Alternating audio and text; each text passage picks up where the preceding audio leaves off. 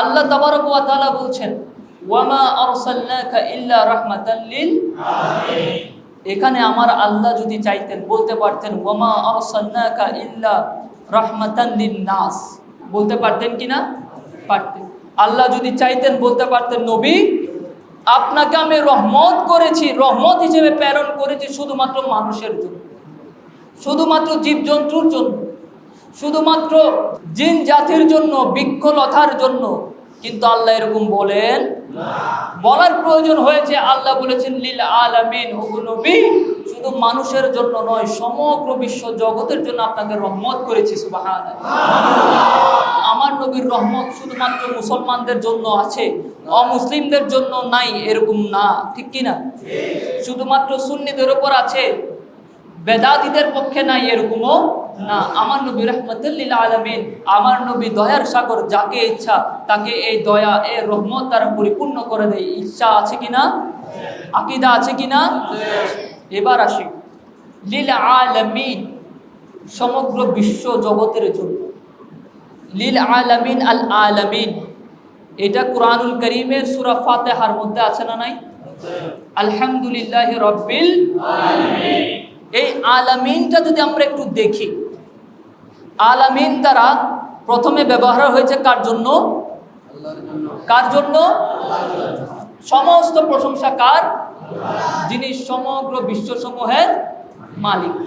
এরপরে এই আয়াত যদি আমরা দেখি ওয়ামা আরসালনাকা ইল্লা রাহমাতাল লিল আলামিন, এখানেও আলামিন এসেছে কিনা? তাহলে এই আলামিন মুফাসসিরগণ বলছেন আলহামদুলিল্লাহ আলামিনের মধ্যে যেমন আল্লাহ শুধুমাত্র বিশ্ব জগৎকে বুঝিয়েছেন, তেমনি ভাবে এই আরসালনাকা ইল্লা রাহমাতাল লিল আলামিনের মধ্যেও আল্লাহ যে বিশ্ব নিজের জন্য ব্যবহার করেছেন, যে বিশ্ব জগৎ নিজের জন্য খাস করেছেন, নবীর জন্য ওই বিশ্ব জগৎকে বুঝিয়েছেন। সুবহানাল্লাহ। আল্লাহর আগে কেউ এখানে এই পৃথিবীতে বিশ্ব জগতের মধ্যে ছিল? কেউ ছিল? তাহলে আল আলামিন শব্দটা ব্যবহার হয়েছে আল্লাহর আগে আর কেউ ছিল?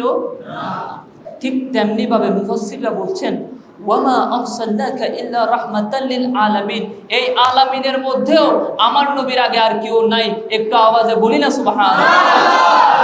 এরপরে যদি আমরা দেখি আরবি ব্যাকরণ এর কিছু কায়দা আছে, কিছু নিয়ম আছে। এই আয়াতটা যদি আমরা খেয়াল করি ওয়ামা আরসালনাকা ইল্লা রাহমাতাল লিল আলামিন, ওয়ামা এটা হচ্ছে নফি, মানে না বাচক শব্দ। এরপরে ইল্লা এটা ইসবাতের শব্দ, এটাও না।